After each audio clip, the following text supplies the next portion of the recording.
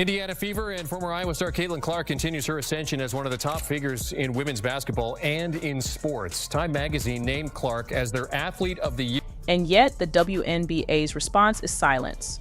No reform, no adjustments to the salary cap, no creative solutions to reward their star player who's practically carrying the league.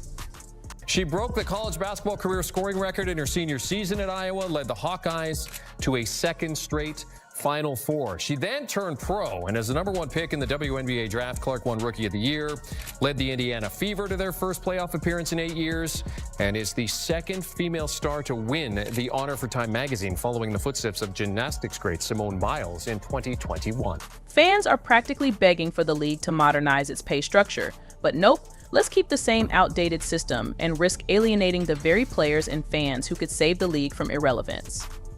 Makes you wonder who's actually running the show, doesn't it? The NBA, for its part, seems to get it. Kevin Durant sent her custom sneakers, Steph Curry gave her public props, basketball legends are practically lining up to sing her praises. But within the WNBA, the response is lukewarm at best. Instead of celebrating her, some folks are nitpicking her game, acting like her success is a fluke or that others are equally responsible for the league's recent buzz. It's almost laughable. I feel like so much has happened over the course of last year, from when I started my last college season and not knowing if that would actually be my last season, whether I was deciding to come back to college or turn pro, and now sitting here like I'm done with my first professional season, and so much has happened. That's not just bad optics, it's bad math. But apparently, the WNBA is too busy patting itself on the back for incremental growth to notice. The league is playing a dangerous game. If they don't adapt, they risk losing not just Clark, but the entire momentum she's created. Players like her aren't a dime a dozen, they're once-in-a-generation talents who can redefine a sport. If the WNBA doesn't figure out a way to pay her what she's worth, or at least close to it, don't be surprised if other leagues or opportunities come calling. And when that happens, the WNBA will have no one to blame but itself. Caitlin Clark, the rookie, drops a bombshell after making $10 million off the court. The basketball phenom, who's making less than the cost of a decent SUV in her first year on the court, has turned her modest paycheck into a PR goldmine. While others are sweating over their 9-to-5 grind, Caitlin is cashing 6-figure checks just to show up and talk. And get this, some brands are willing to fork over more than the price of a house and fly her across the country just to have her grace their stage, while the WNBA throws her peanuts. Caitlin Clark has turned her off-the-court presence into a financial empire, stacking up $10 million in the process. Yes, that's right, the rookie everyone felt sorry for has more zeros in her bank account than some seasoned NBA veterans. For anyone questioning the Caitlin Clark effect, we now have people wanting to watch golf because of her. We saw the kind of offer that Ice Cube made to Caitlin to play in the Big Three. That is $5 million to play 3 months. But wait, there's more. Caitlin Clark isn't just cashing in, she's rewriting the rules of sports marketing. While the WNBA stands on the sidelines scratching its head, Caitlin's got visibility, platform, and influence, and she's using every bit of it to outmaneuver her critics and competitors. Strap in, because Caitlin Clark just changed the game, and not everyone's happy about it. Higher than the NBA. So I was like, oh, what's she gonna get paid? Because finally, you can get a real paycheck. And then I saw it, and I was like, this can't be right, because this is what it is. In the first year, Caitlin Clark will earn $76,535. The brilliance lies in Caitlin Clark's ability to flip the script. She saw the WNBA not as the final destination, but as a launch pad. That poultry paycheck? It's a calculated trade-off for the exposure the league provides. Millions tune in to watch her every move, and those eyeballs translate into something much more valuable than a game day check: brand power. The real money isn't in the rebounds or the three-pointers, it's in what she represents. Companies, both big and small, are lining up to associate their names with hers. And I'm so happy for her to get the $28 million. But wait, there's more. Take her speaking engagements, for example. While others grind away at 9-to-5 jobs, Caitlin Clark commands $100,000 for a half-hour virtual appearance. In person, double or even triple that. She's pocketed at least $600,000 this year just for showing up and talking. That's not work, that's printing money. And why wouldn't brands pay? She's magnetic, authentic, and a walking inspiration. People don't just listen to her, they buy into her. The reality is that, as from a marketing perspective, Caitlin Clark is worth more than almost any pro basketball player in the world. Then there are her endorsement deals, which are in a league of their own. Nike, Wilson, State Farm, the big players in the game have all thrown their hats into the ring. Nike reportedly signed her for millions, and they didn't even need a pitch. Caitlin Clark doesn't need to convince anyone of her worth. Her name does all the talking. State Farm probably broke their advertising budget just to have her appear in one of those quirky commercials. Wilson, the iconic basketball brand, practically wrote her a blank check. Each deal cements her position not just as a player, but as a global icon. The WNBA just got brutally exposed after Caitlin Clark's insane ticket sales were leaked. Turns out she generates 25% of ticket sales, merchandise, and TV ratings. Clark is basically the WNBA's walking stimulus package, bringing in millions for the league. Yet, despite all the revenue she helps generate, she's only making $76,000 a year. Let that sink in. The WNBA has a gold mine in Clark, but they're paying her like she's working the concession stand. It's a harsh reality. They might not have noticed, but Caitlin Clark doesn't just play basketball, she changes the game. Whether the league likes it or not, the fans are here for her. The numbers don't lie, and neither does the passion she brings to the court. So, WNBA, it's time to wake up, pay her, celebrate her, or watch her take her talents elsewhere. And we all know who would be losing in that scenario. Last season, Caitlin Clark didn't just play basketball, she transformed it into a national event. From sold-out arenas to skyrocketing viewership, the numbers were jaw-dropping. The Indiana Fever's home opener tickets hit $271 for the cheapest seat, more expensive than 29 out of 30 NBA teams' openers. Yes, you read that right. Caitlin Clark playing in a WNBA game generated more buzz than the NBA's biggest stars. For context, $271 could get you a decent seat at an NBA game or nosebleeds at a Caitlin Clark showcase. Talk about priorities. It's not just ticket prices. Clark reportedly added $36 million in revenue for the city of Indianapolis alone since being drafted. Let's be clear, that's not just the team, that's the city, restaurants, hotels, local businesses. They're all cashing in. Meanwhile, Clark herself gets pocket change compared to her impact. Fans are scratching their heads, wondering how the league justifies paying her the same as players who, respectfully, couldn't sell out a high school gym. Social media exploded when it was revealed that Caitlin Clark is responsible for 25% of the WNBA's total revenue. One player, 25%. The reaction was a mix of awe, outrage, and sarcasm. Comments like "Clark is the reason this league is still afloat." And how does she not have her own private jet by now started flooding in? But the WNBA's response? Crickets. Let's not forget the TV ratings. When Clark played, her games often drew more viewers than marquee NBA matchups. For example, one of her college games pulled in 3.2 million viewers, outpacing a Warriors vs. Celtics clash at 3 million. Yes, women's basketball outperformed the NBA, but instead of celebrating this monumental shift, critics and even some WNBA players found reasons to hate. The numbers don't lie, but the league sure does. The WNBA wants to act like its success is the result of collective growth, but let's be real, it's Caitlin Clark dragging the league forward, kicking and screaming. Without her, those TV ratings plummet, those ticket sales nosedive, and those merchandise profits evaporate. The league should be bending over backward to keep her happy, not sticking to antiquated pay structures that scream, "We don't actually value you." Fans aren't blind to this nonsense. Social media is flooded with calls for change. People are pointing out the absurdity of her paycheck compared to her impact. It's not just about fairness, it's about business. You don't underpay the person responsible for your survival. That's not just bad optics, it's bad math. But apparently, the WNBA is too busy patting itself on the back for incremental growth to notice. The league is playing a dangerous game. If they don't adapt, they risk losing not just Clark, but the entire momentum she's created.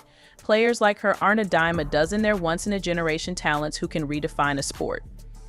If the WNBA doesn't figure out a way to pay her what she's worth, or at least close to it, don't be surprised if other leagues or opportunities come calling. And when that happens, the WNBA will have no one to blame but itself. Caitlin Clark, the rookie, drops a bombshell after making $10 million off the court. The basketball phenom, who's making less than the cost of a decent SUV in her first year on the court, has turned her modest paycheck into a PR goldmine.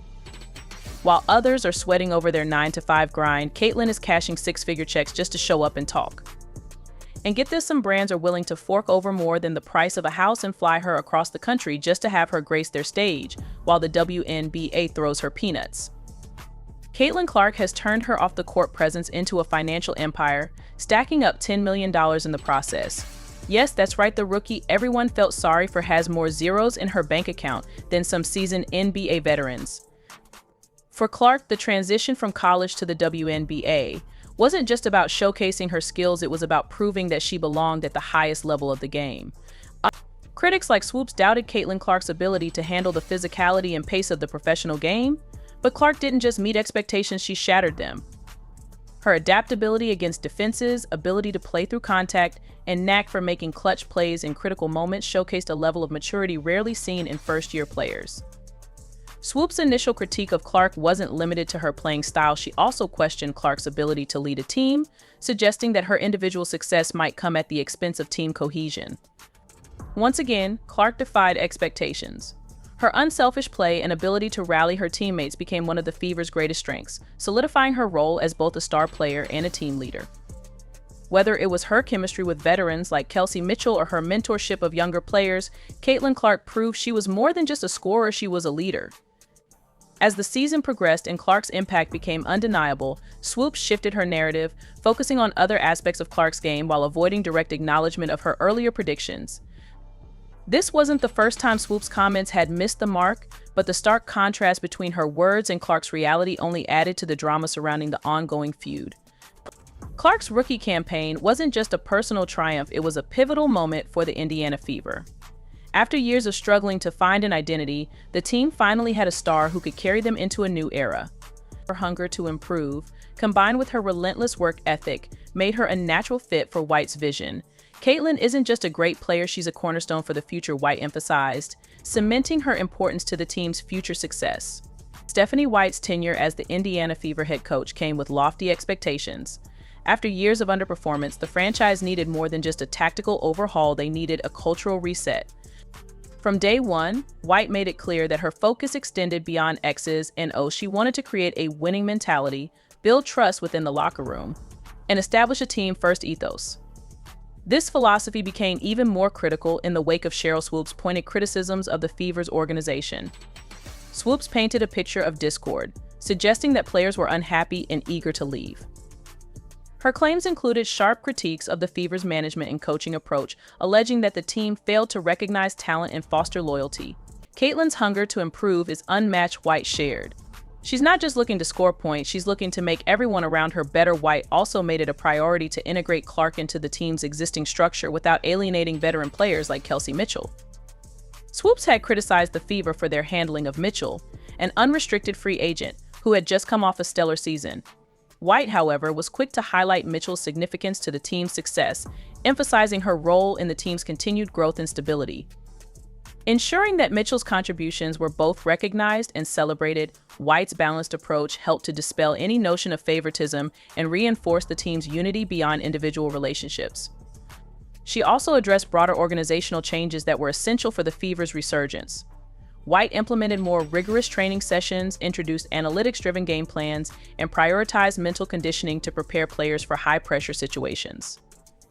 These measures paid off as the Fever not only improved their win-loss record, but also displayed a newfound resilience in close games. Swoop's narrative of a fractured locker room couldn't have been further from the truth.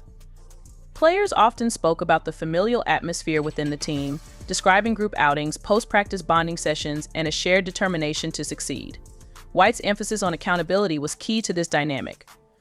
She encouraged players to take ownership of their mistakes while also celebrating their achievements, fostering a culture of continuous improvement. As White worked to rebuild the Fever's image, she didn't shy away from addressing Swoop's remarks head-on. In a candid interview, she called out the inaccuracies in Swoop's statements, urging critics to look at the evidence rather than relying on hearsay. "Our players are proud to be part of this team," White asserted. "The work ethic, the chemistry, the hunger to win, it's all here. Anyone claiming otherwise hasn't been paying attention."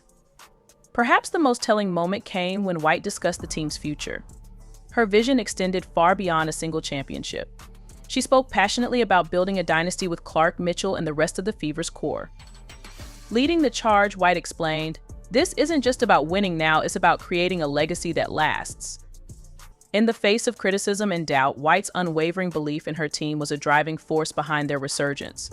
Her ability to navigate the challenges of rebuilding a franchise while countering external negativity demonstrated her strength as a leader. By setting the record straight and focusing on what truly mattered, White not only silenced her detractors but also laid the foundation for a brighter future for the Indiana Fever. When Caitlin Clark entered the WNBA as a highly anticipated rookie, the expectations were sky high. The Indiana Fever, in desperate need of a game-changer, had selected Clark in the draft, and everyone from fans to analysts had their eyes on her performance. But one particular voice echoed across the basketball community with criticism: Sheryl Swoopes. Swoopes, a legendary player and analyst, had been outspoken in her belief that Clark's game wouldn't translate to the professional level. She doubted that Clark's style would succeed in the WNBA and suggested that the transition would be more difficult than many anticipated. But Caitlin Clark wasn't just any rookie, she was a force of nature, an unparalleled talent who had already redefined college basketball with her incredible scoring, playmaking, and leadership at Iowa. So her ability to make plays from anywhere on the court was undeniable. When Clark made the leap to the WNBA, she quickly proved that the skeptics, including Swoopes, were wrong. Clark's rookie season with the Fever was nothing short of spectacular. In her first year, Caitlin Clark averaged 19.2 points, 5.7 rebounds, and 8.4 assists per game, solidifying her place as one of the brightest stars in the league. Not only did she dominate offensively, but her versatility made her an invaluable asset on defense as well. Clark's immediate impact on the Fever was undeniable, and she didn't just play the game, she changed it. She took on the role of a leader, not only by putting up impressive stats, but also by elevating the performance of her teammates around her. This was a stark contrast to Swoopes' early predictions. When Clark entered the league, many believed that her style of play, more individualistic and reliant on her scoring ability, wouldn't mesh well with the WNBA's team-oriented structure. Swoopes, with her wealth of experience and success in the league, expressed doubts about whether Clark could adapt her high-volume, high-scoring game to the professional level, but Clark quickly silenced those concerns with her all-around game and leadership on and off the court. Caitlin Clark did more than just adapt to the professional stage, she thrived. Her rookie success was evident in her ability to contribute to every aspect of the game. She became the catalyst for the Fever's offense, setting the tone for the entire team. Her court vision and playmaking were exceptional, and her leadership on the floor helped guide the team to their first playoff appearance since 2016.